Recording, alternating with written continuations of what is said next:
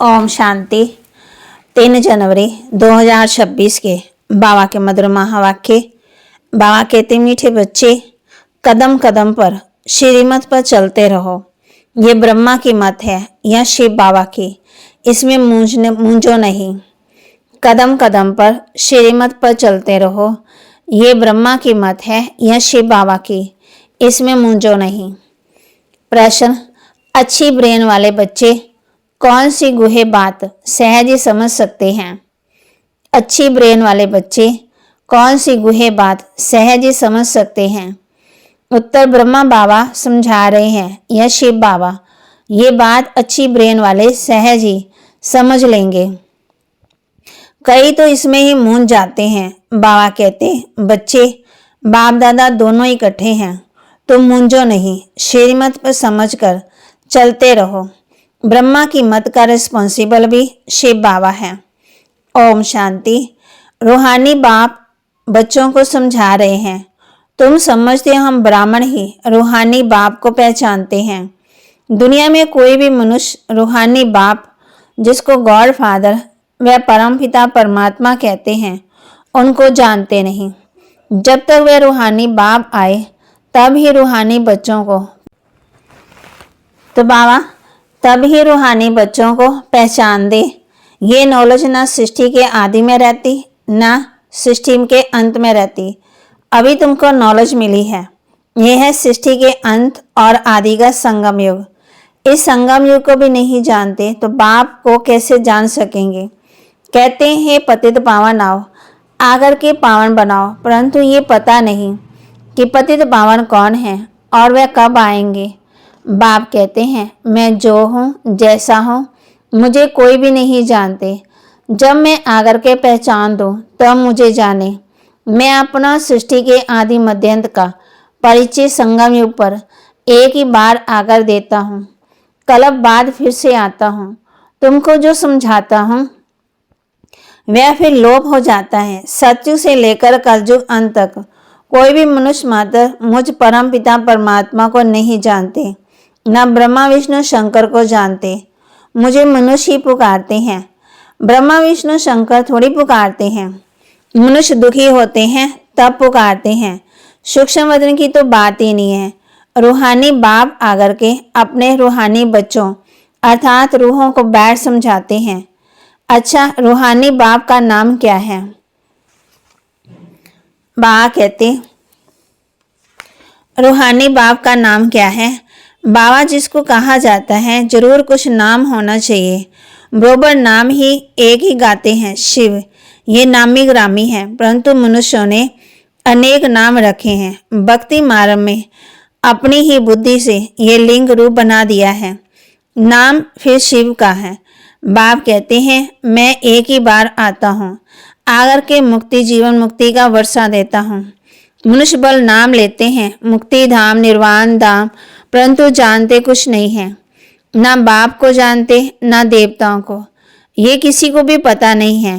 बाप भारत में आकर के कैसी राजधानी स्थापन करते हैं, शास्त्रों में भी ऐसी बात नहीं है। परमपिता परमात्मा कैसे आकर के आदि सनातन देवी देवता धर्म की स्थापना करते। ऐसे नहीं कि सतयुग में देवताओं को ज्ञान था जो गुम हो गया, नहीं। अगर देवताओं में भी ये ज्ञान होता तो चलता आता।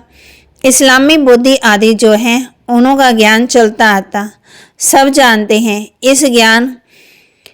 ये ज्ञान लोप हो जाता। मैं जब आता हूँ तो जो आत्मा पतित बन जाए, गवाए, राज्य गवा बैठी है, उन्हों को आकर के फिर पावन बनाता।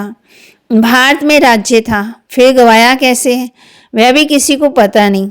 इसलिए बाप कहते हैं, बच्चों की कितनी तुच्छ बुद्धि बन गई है।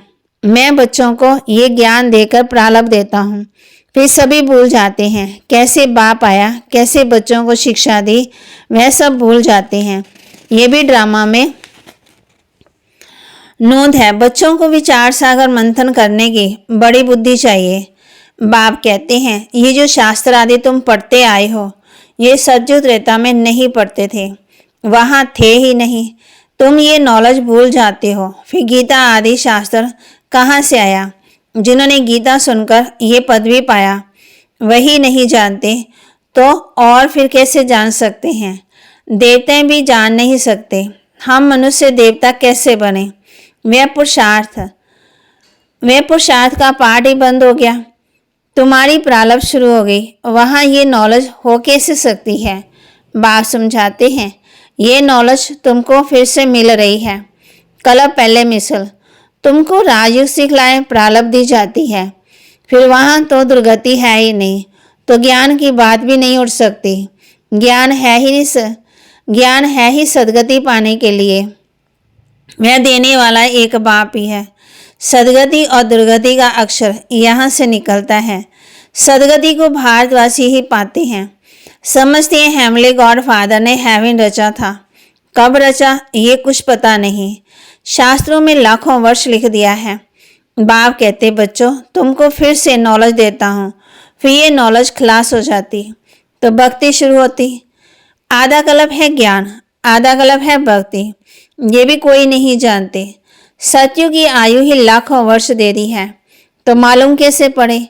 5000 वर्ष की बात ही भूल गए हैं, तो लाखों वर्ष की भी बात कैसे जान सकते हैं? कुछ भी समझते नहीं है। बाप कितना सहज समझाते हैं।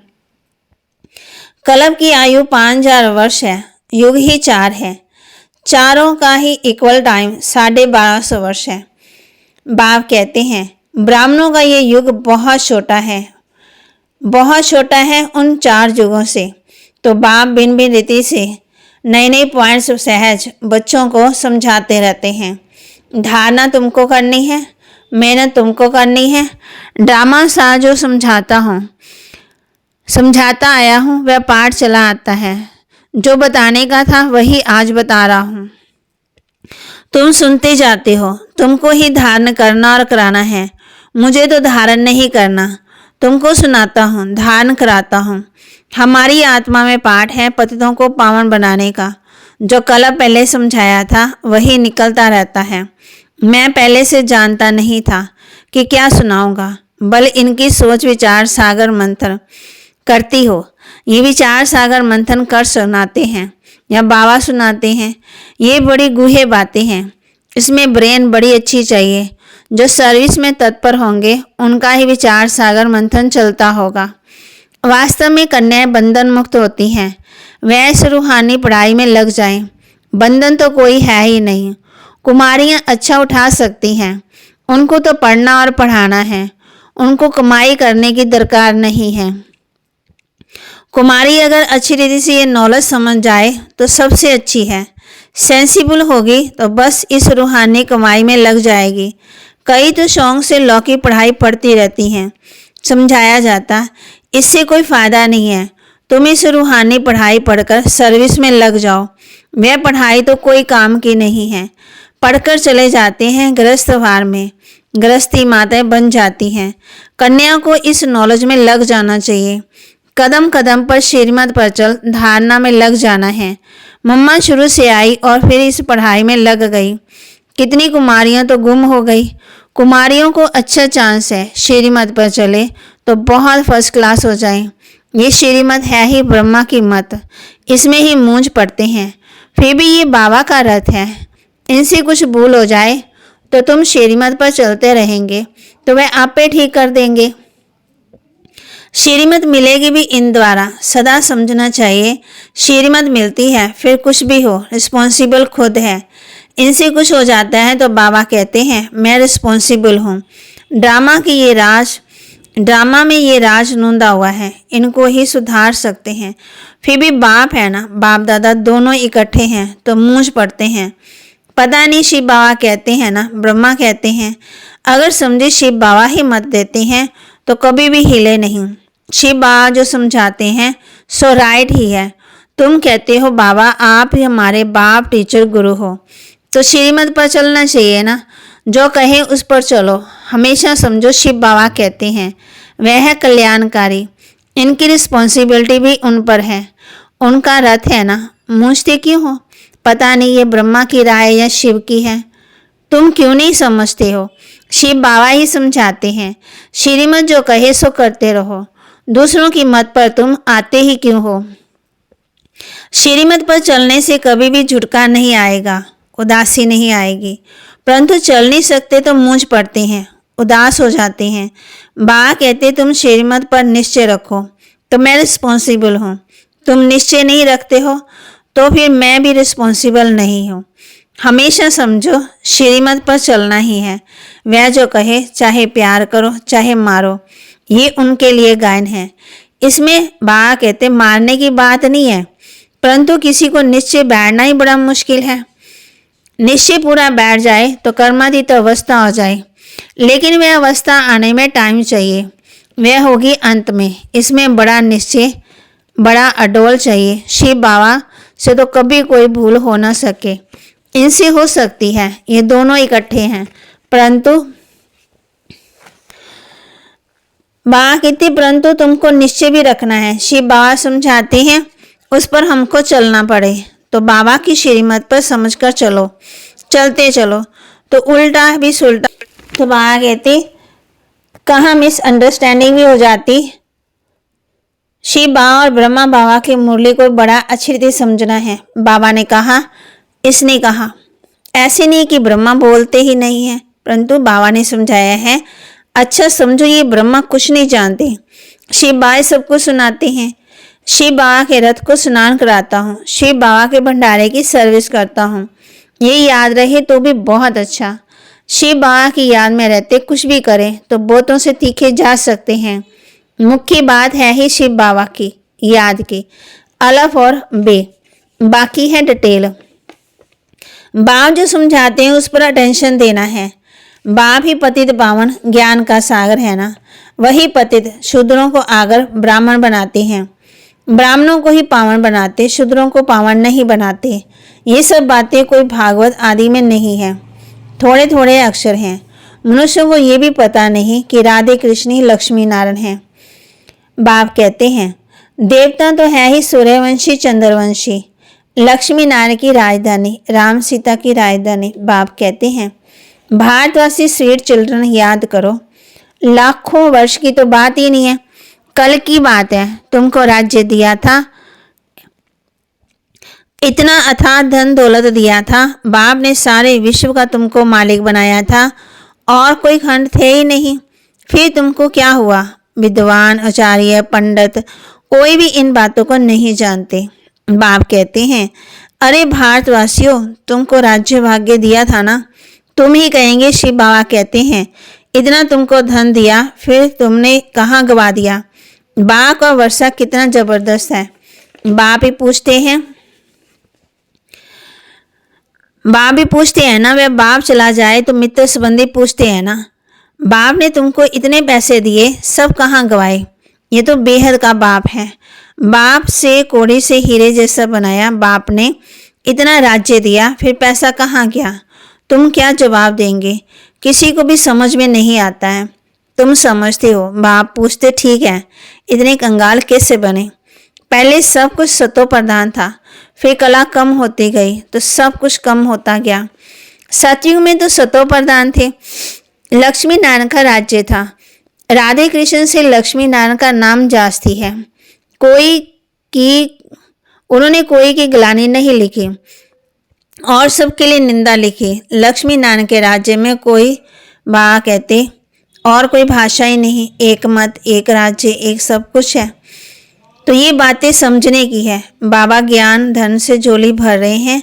बाप कहते हैं बच्चे इस तो बाबा कहते बाप ज्ञान से धन से झोली भर रहे हैं। बाप कहते बच्चे इस माया से खबरदार रहो। अच्छा, मीठे मीठे सिक्के लदे बच्चों प्रति माता पिता बाप दादा का याद प्यार और गुड मॉर्निंग। रूहानी बाप की रूहानी बच्चों को नमस्ते।